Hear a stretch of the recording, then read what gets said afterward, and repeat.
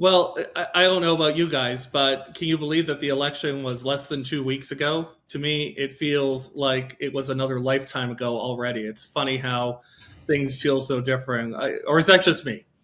No, it's not Not just you. Like time warps during election season. It's like the election period felt like long as hell, even though it was only a month. And then now it's like time is trying to reset to its normal state.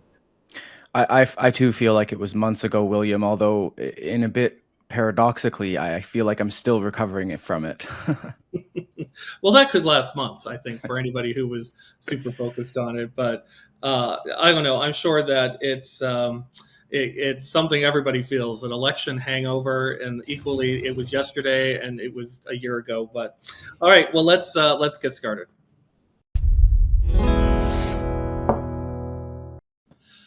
Well, hello, everybody. My name is William McBeath with True North, and I'm joined by my colleagues Isaac and Noah. And we're grateful to have you here with us as we resume off the record after an election pause. And you would think after a campaign there wouldn't be much news, but the reality is there's nothing but news happening, and some of it is pretty funny, some of it's a little disappointing, and some of it just makes you scratch your head and wonder what our elected officials are getting up to. So I think we're going to start off first with the big news of the week. Prime Minister Mark Carney, re-elected Prime Minister Mark Carney, went to Washington and he met with Mr. Trump. So Noah, why don't you tell us how that went?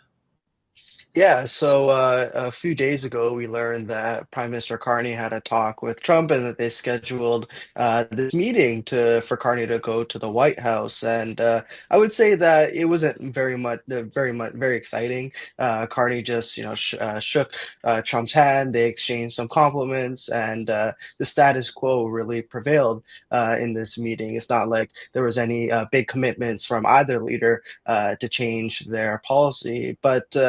If you just watch the legacy media television and you read the newspapers or went on their websites, you would think that Carney and Trump solved world peace or something. That they came together and they just made Canada and the United States relations all mended up. Even though Trump did not back down on any of his tariffs on Canada, and Trump still repeated the same 51st state rhetoric, but the legacy media, they really honed in on the 2.5 to 3 minutes that Mark Carney got to talk in this 30-minute media availability, where Carney basically said what he was saying on the campaign trail for months now, that Canada will never be a 51st state. But Carney, I guess, saying it to Trump's face, really changed the entire dynamic of Canada-U.S. relations. How did you guys feel about the meeting between Carney and Trump, guys? Yeah, no, I'm surprised you said Carney even got 2 minutes. I thought it was more like 30 seconds of the 30 minutes. But what I found so compelling with their meeting was just analyzing the different viewpoints on X, specifically how the right saw it versus how the left saw it, where in the right were saying Carney did nothing. He just sat there and listened. He was like obeying Trump almost, just sitting there doing nothing, elbows down. And then he's like, there was obviously clips of Carney. In fact, there was a montage showing Carney saying one thing during his campaign and then doing the exact opposite in the meeting with Trump. And also he was really, the one I remember that stands out to me is he was saying Pierre Poilievre would have knelt down to Trump and not stood up for Canada, which is essentially what Carney did. We saw him just complimenting Trump, saying how great he is. But then people on the left are saying, oh, Carney had the best meeting ever with Trump. Pierre would have never been able to do this. So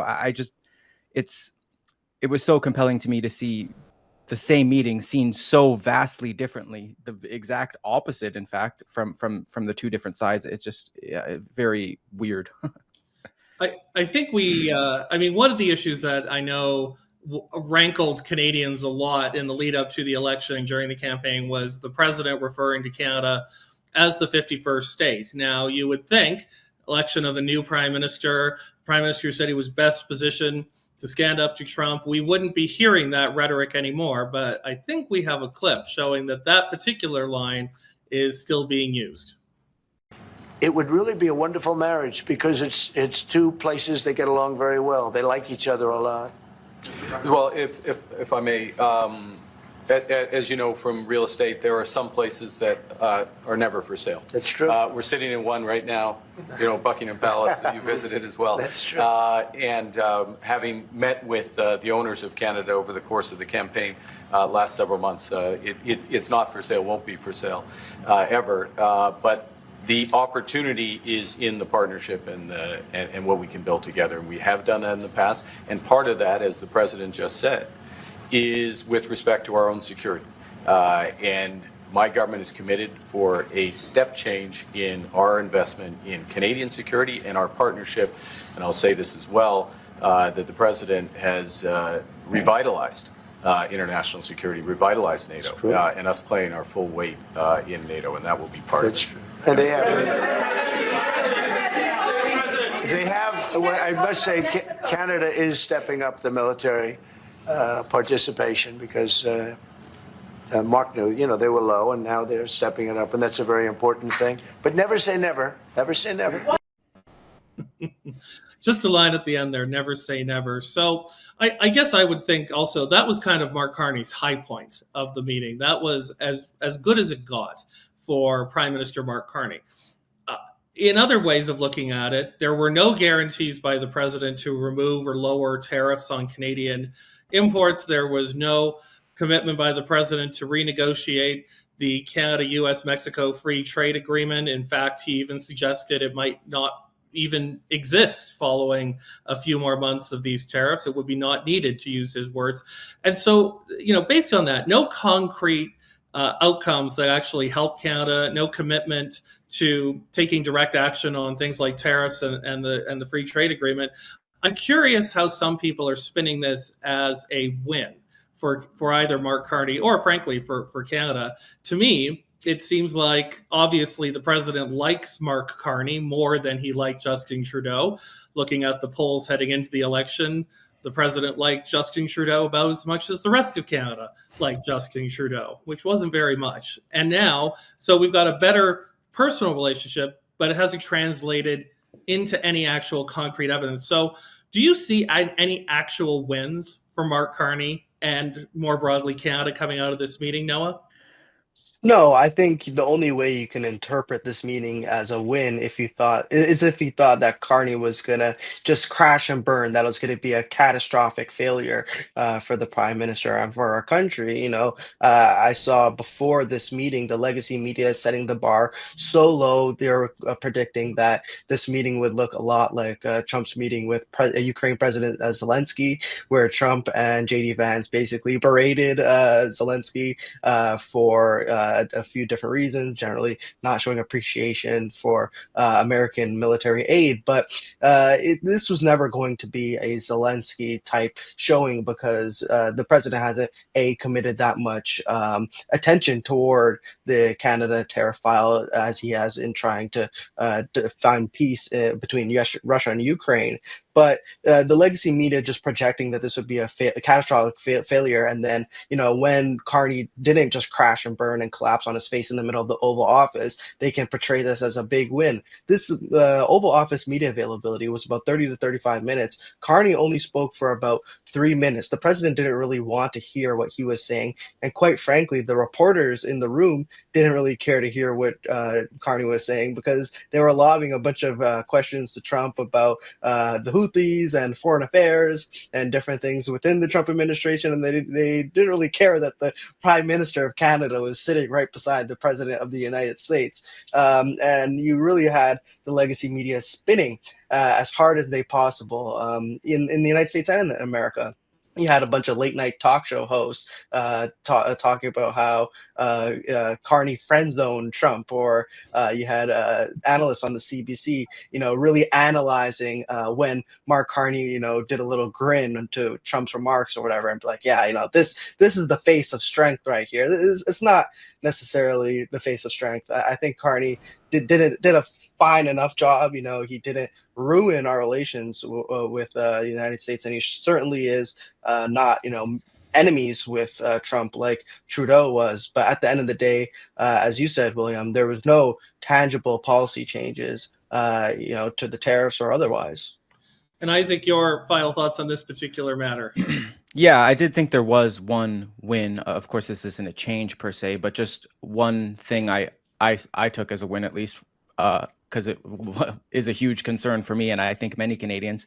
Trump just said briefly that in no way, shape, or form would he ever stop protecting Canada militarily, defending us. And of course, this is one of the most important things the United States offers us in regard to foreign threats is their military protection from, imagine if China or Russia wanted to invade us. We need them. This is not an option. Like, we need their protection. We would be completely lost without them. We listened to Trump there mention the military briefly. I mean, our military is laughable, of course, compared to the United States's.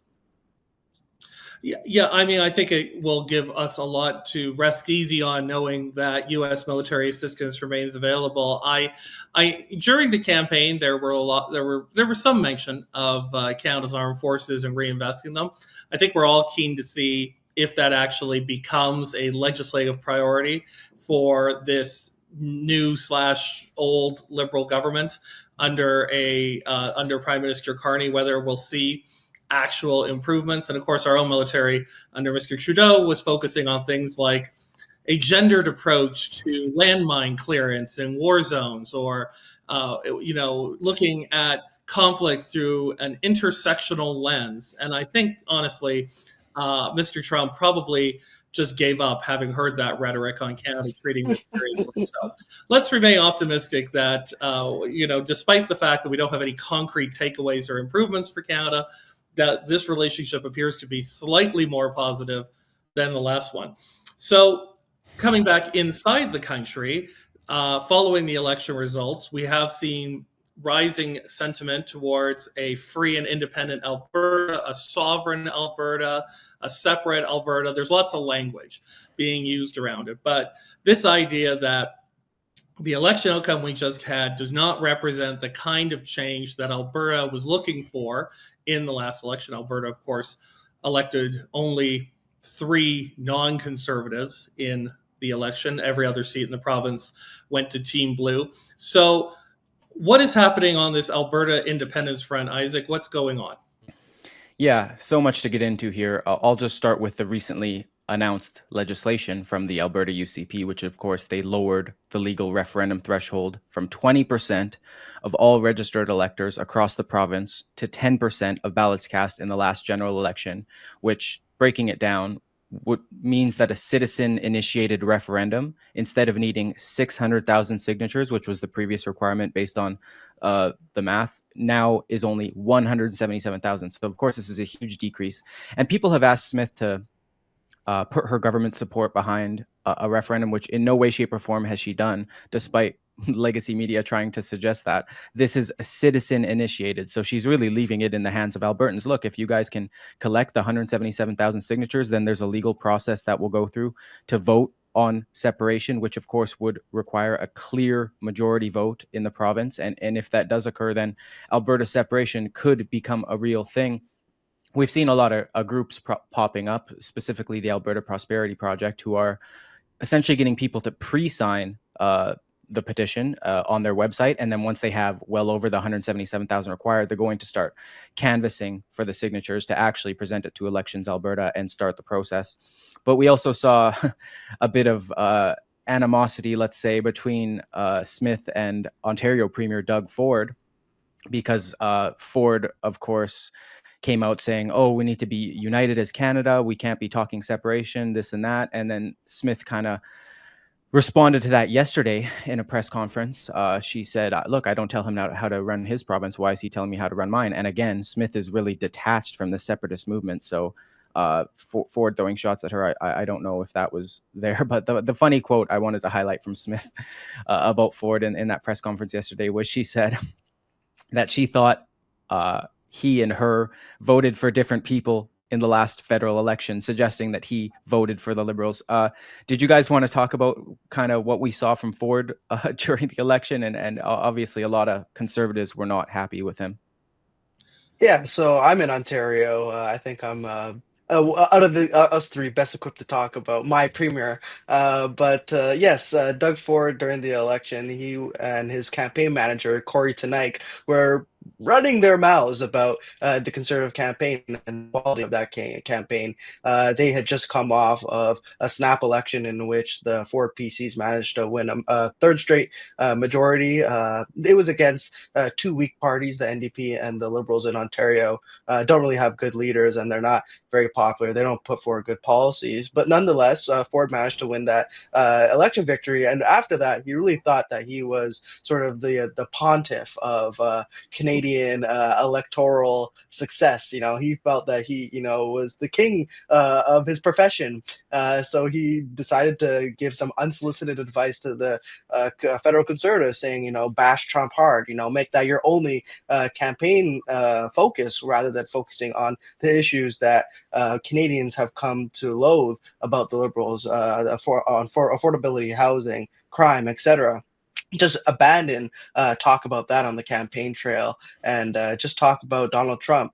And I think that Corey Teneycke really felt vindicated in the fact that the Conservatives lost, even though he says that he cast a ballot for the Poilievre Conservatives. And Ford did say that he cast a ballot for the Conservatives, but they ought not feel vindicated, because the Poilievre Conservatives, they won 44% of the votes in Ontario, while the Ontario PCs only won about 42%. They only really won because the NDP and the Liberals split the left-wing vote in Ontario, while the Carney Liberals managed to consolidate the left. Jagmeet Singh, as we all know, is incompetent at his job. Truly incompetent.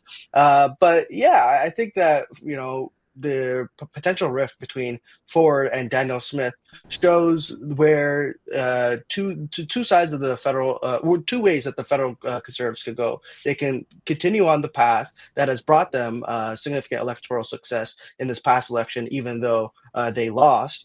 They could continue on that path and really focus on certain pocketbook issues and the issues that matter to Conservatives and to Canadians in general, or they can just dilute who they are, and really take the Ford government approach of not really talking about conservative social issues, not really talking about the fiscal management issues and the mismanagement of the Liberals, and instead focusing on certain issues that are boutique issues for Laurentian elites in Toronto's downtown core and in Ottawa's downtown core. So I think that Ford really wants to butt in and have more influence on the federal Conservative side. But I think as long as Pierre Poilievre remains leader of the Conservatives, you're not going to see very, very much influence from the Ontario PCs types. And, just a one-off, I would prefer it that way. I mean, I'm going to point out that this was a conversation about Alberta separation, but the Ontarian just gave us a long statement on Ontario. So that seems pretty fitting from what I understand about Eastern Canada. You're welcome, guys. Returning to Alberta separation and Alberta independence and what's happening in the province, I think, first of all, I've counted at least 6 groups that are now up and running in Alberta promoting various forms of independence. And I think it's worth saying that some of these groups are not looking for Alberta to immediately become its own independent country, which of course would require having a foreign affairs, it would require having border control, it would require having immigration, banking, all sorts of, complex government structures in place in order to have it. Some people are saying Alberta should be like Quebec, sovereign within Canada, or having a measure of sovereignty beyond what it has right now. And they often point to Quebec having its own provincial police force, collecting its own taxes, having more control over its own immigration, as things that could easily, or at least reasonably easily, happen in Alberta. So you've got the whole gamut. I think the real question is, what is the desire and the appetite on the part of Albertans to see actual separation, versus are we simply looking for more, not only just respect, but actually more direct control over the things that directly impact our province, the ability to extract and export our natural resources, including oil and natural gas, the ability to control when government, Ottawa is providing funding, can they provide that funding in a way that Albertans decide how it is spent within that policy area, or is it a one-size-fits-all solution from Ottawa, like the National Child Care Program, which ended up being quite problematic for it. So this debate is just getting going. I will say one other interesting point, which is we did have a recall initiative in Calgary to get rid of our beloved mayor, Jody Gontek, who is, by the way, not beloved. That was a slightly sarcastic statement. And of course, it was unsuccessful, given there was a very high threshold in order to enact it. And there have now been changes to try and make it easier for a recall to happen. But if it's unsuccessful, that's kind of it. You only really get this one kick at the can before it's gone. So if the preparatory work, if the independent groups in Alberta don't cooperate and collaborate and figure out a path forward, if they hold a referendum and it comes back, no, we want to stay with Canada, that's going to be it for them for at least the next, I would say, the rest of the term of the government.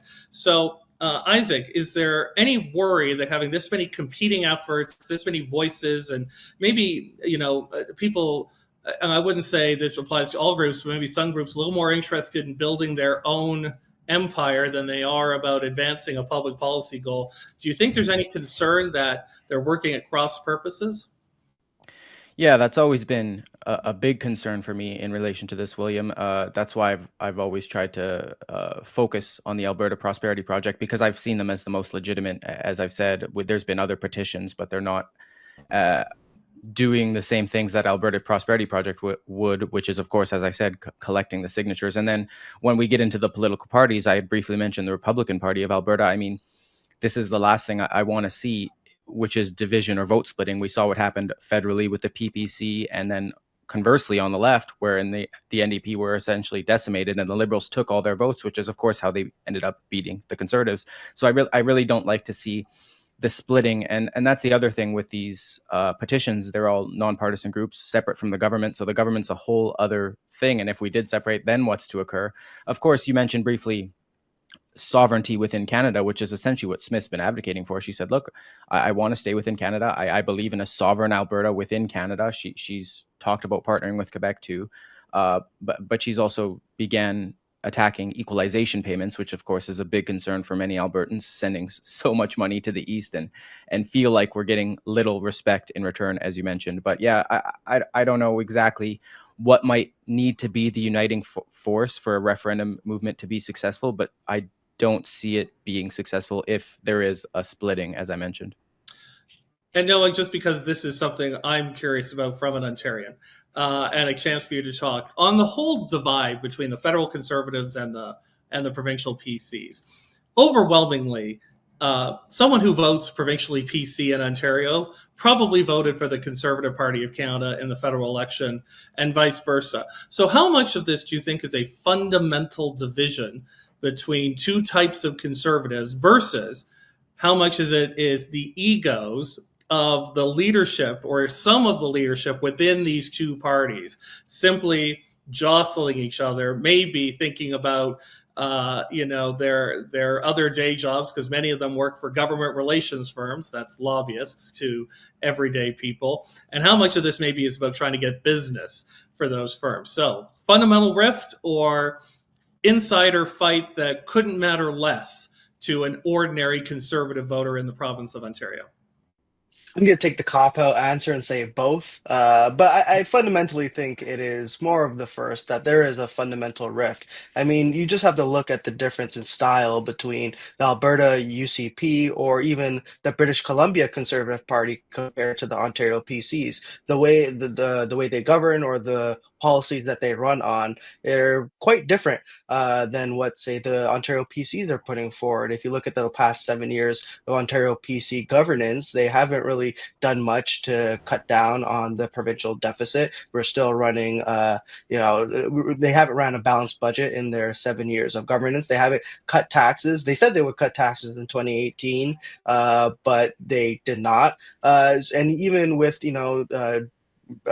Premier Doug Ford's boutique sort of items on alcohol. I mean, yeah, I guess conservatives would prefer that alcohol sales were deregulated. They're already deregulated in Alberta. I went to Alberta a few times, and I'm like, wow, you guys have like non-government liquor stores. This is incredible. Yeah, I mean, like even stuff like that, they're like small items on the conservative wish list, and not he doesn't really do much on the big items like getting rid of gender ideology and just wokeism in the education system, building housing. He backed down on basically redistricting the green belt. These are things that Doug Ford has not really pushed forward on, whereas the BC Conservatives, Danielle Smith's UCP, they definitely take a very different approach to governance. And I think that Pierre Poilievre's federal Conservatives, they more align with the BC Conservatives. They align with the UCP far more than they do with the Ontario PCs. And I think because there are these fundamental non-alignments on these issues, you do have, say, Pierre Poilievre not really willing to reach out to Premier Doug Ford and vice versa, because they see themselves as maybe not ideological opponents, but they don't really see themselves as similar. Whereas, say, Tim Houston and Doug Ford, they might see themselves as much more similar in their style of politics and in their style of governance. And on the issue of Alberta separation, you're going to have a lot of Ontario Conservatives, even myself included, who would say, you probably guys shouldn't separate from Canada. Don't go, please. But there is a sort of style of Western conservatism that is more independent-minded, that values the individual more, and honestly does not like the idea of a federal government intruding in their affairs, and would prefer a more loosely federated federation. So I think that this rift in the conservative movement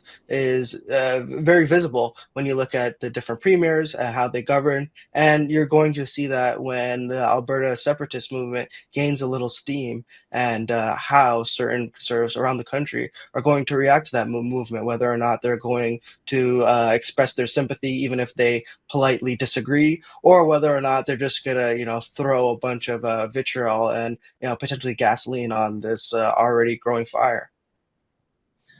Yeah, I mean, I think it's going to be a very interesting time for the Canadian Federation, one way or another. Certainly not the dull, cooperative time that characterized, for example, Prime Minister Harper's time in office. There appears to be none of these disputes about this province versus that province. Just one other thing I think we want to talk about is we all know that, of course, sadly, Conservative leader Pierre Poilievre lost his Carleton area, Ottawa area riding Carleton in the federal election, and there's a lot of talk about why that might have been.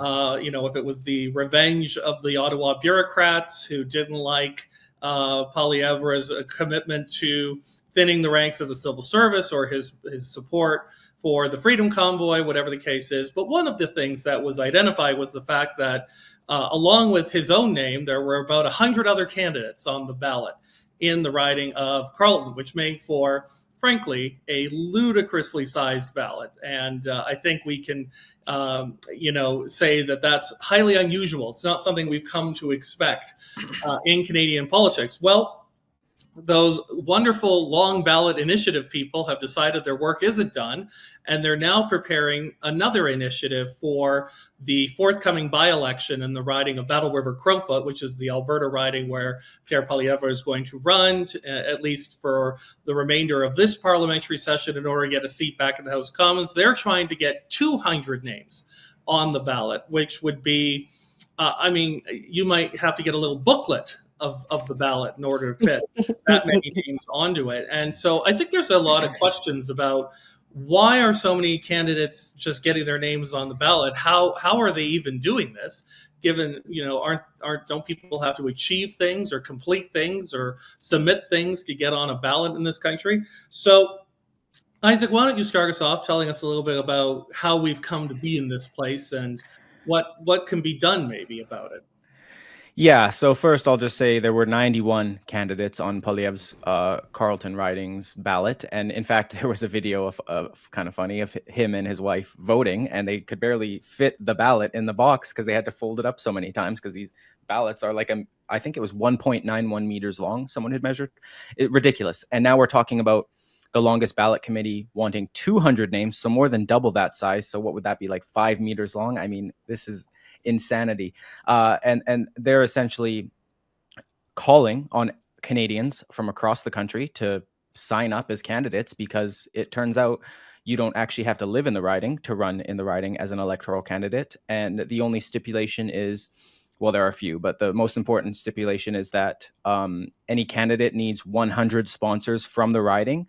But when I was writing an article on this, I reached out to Elections Canada, and they confirmed that these 100 vouchees, let's call them, for the candidate can do it to 1,000 candidates. So if the longest ballot committee could get the same 100 people to sponsor 200 candidates, that would be fine. You wouldn't need 20,000 people, because I looked up the population of the riding, and it was about 110,000, I think, in 2021. So at that point, you're talking about 20% of the population if it were that way. And in fact, the chief electoral officer, following, I think this was the 2024 Quebec by-election, which also had 91 candidates on the ballot. He basically asked Minister of Intergovernmental Affairs Dominic LeBlanc to change the rules so that these people vouching for candidates could only support one candidate. But obviously that hasn't happened. So Elections Canada essentially told me that the same concerns that the chief electoral officer rose still exist, because the change hasn't happened, and any such changes would of course require a parliamentary act. So that's not going to happen before the by-election, not likely anyways, because Prime Minister Mark Carney said he would call the by-election as soon as possible. So we'll see when that happens. Yeah, I mean, it's crazy, and I don't know. We'll see how many candidates they actually end up getting. But because essentially you could just be anywhere in Canada as long as you're above 18 years old, you could submit your name, and they, in their email, they actually ask people to email your full name, your phone number, etc. So yeah, do you guys think there'll actually be 200 candidates on the ballot when Pierre runs? And if so, what issues might that cause for him?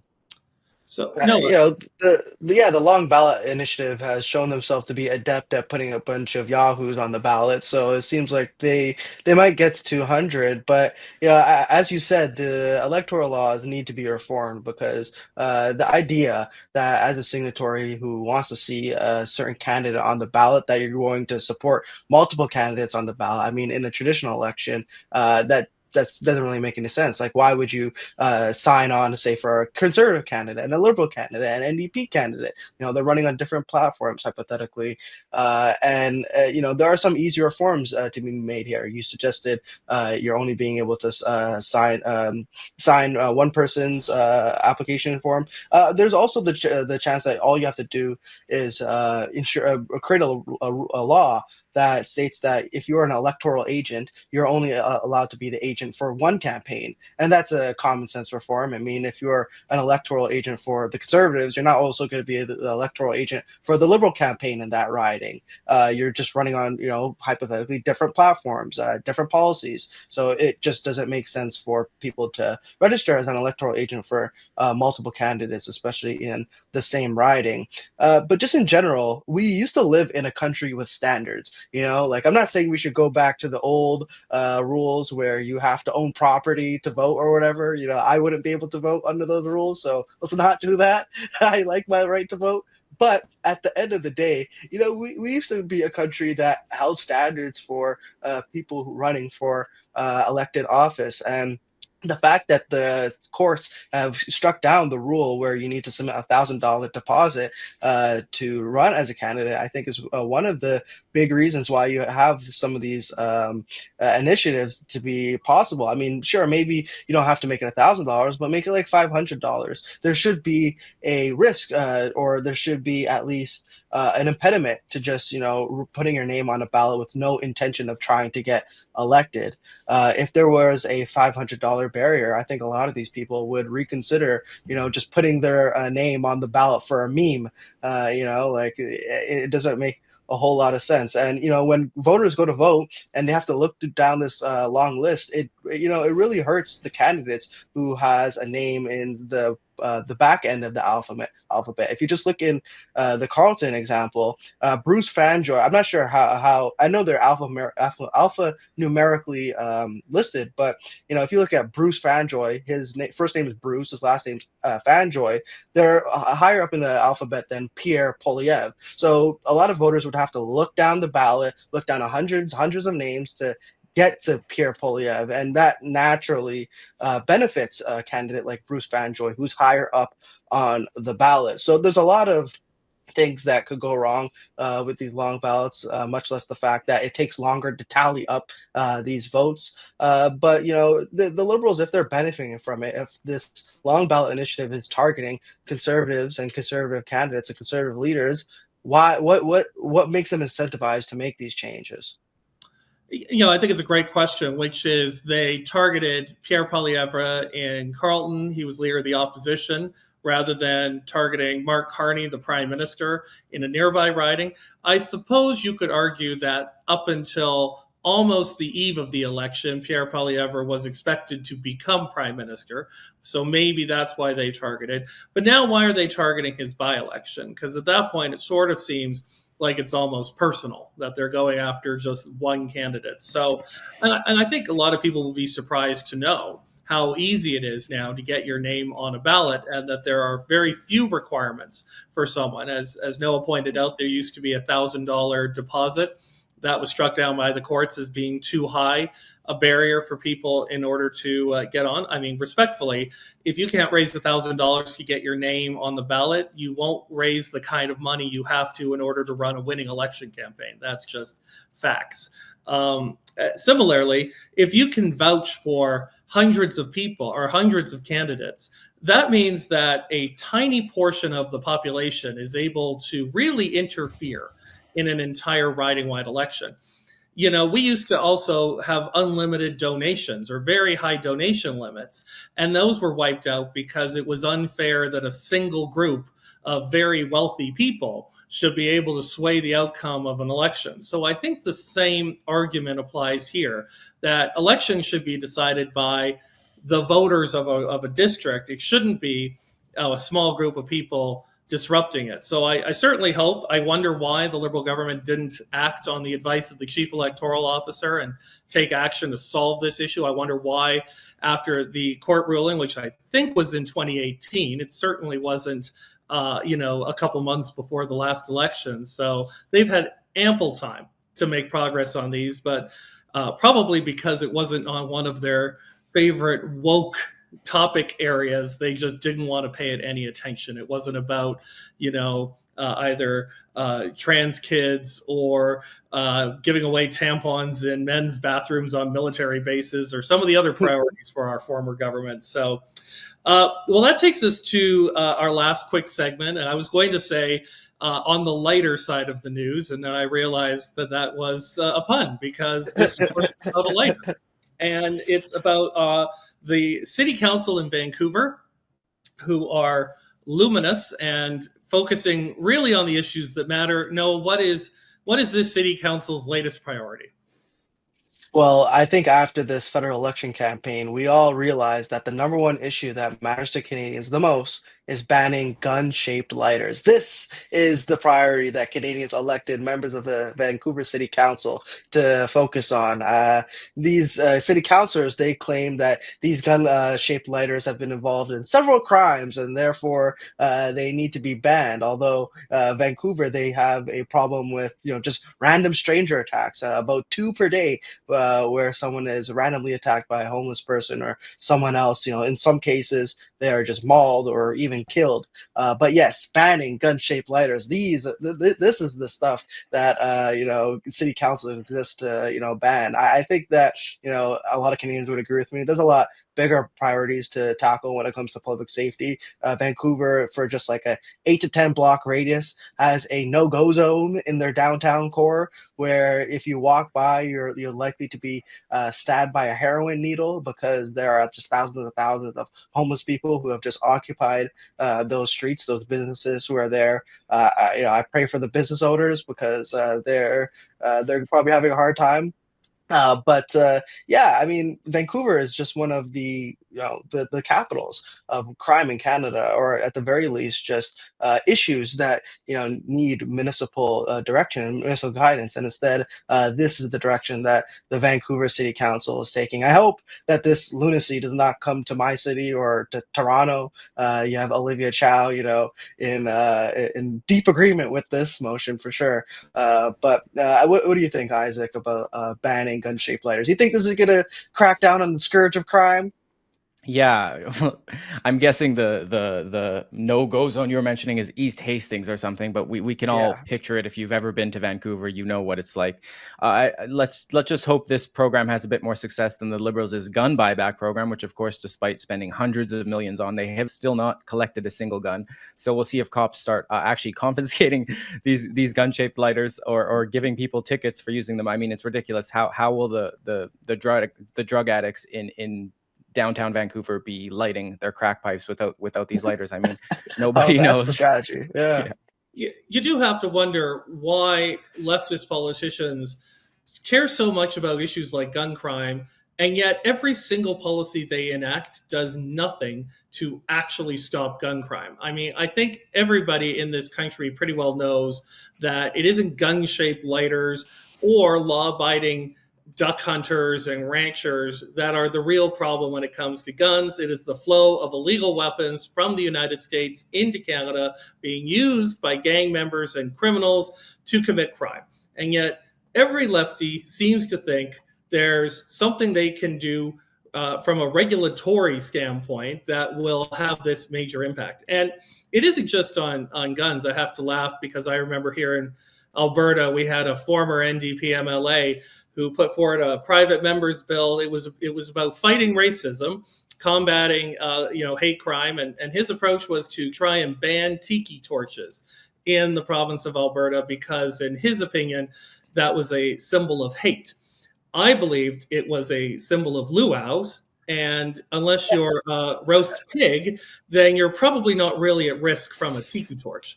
But you do have to shake your head and wonder, what is it with some of these out-of-touch nutjob lefties? And Noah, with respect, if you think Toronto under its current leadership is going to be spared nonsense like this, then I'm sorry to have to tell you I'm not optimistic. So I think with that, we're coming at the end of our time. I want to thank Noah and Isaac for sharing their thoughts and opinions with us today. I think it's definitely not a boring time in Canadian politics. We have lots coming on in the next few months. But of course, as always, everything that we've said today is off the record. The Tiki Torch thing, he was made so much fun of in the Legislative Assembly that his own party was unable to defend him. So it's just unbelievable. So anything else crazy you remember that lefties want to ban? Well, no, but one thing I just wanted to mention quick was we didn't talk about the Conservative MP Damien Couric, who was the Conservative leader who stepped down from Battle River Crowfoot after he had a tremendously large win in the riding with over 80% of the vote. And just so you guys can kind of understand what he might have had to go through to get that, this is an enormous riding in rural Alberta. I think there's like 30 or 40 towns in that. So imagine him canvassing over these hundreds of kilometers throughout the electoral process, and then he of course stepped down for Pierre. So I just wanted to get that on the record, off the record. But yeah, Pierre used that campaign plane that they were using during the general election to travel that riding. Oh my gosh, it's huge. It's unbelievable. It is a very large riding. I always say, if you're a Conservative leader, find yourself a safe seat. I believe Damien won with more than 82% of the vote. I think it was even close to 83. I would argue it doesn't come much safer than that. But I suspect, first of all, that this is not Pierre's permanent new home. I think he's only going to stay in there until there's another federal election, and he may choose to run again, in which case we'll see Damien back. And if Pierre becomes prime minister, I don't think he's going to quickly forget the sacrifice Mr. Couric made, and maybe we'll see him in cabinet in a new Conservative government. So I guess we'll have to look out for that down the road. Wish him the best.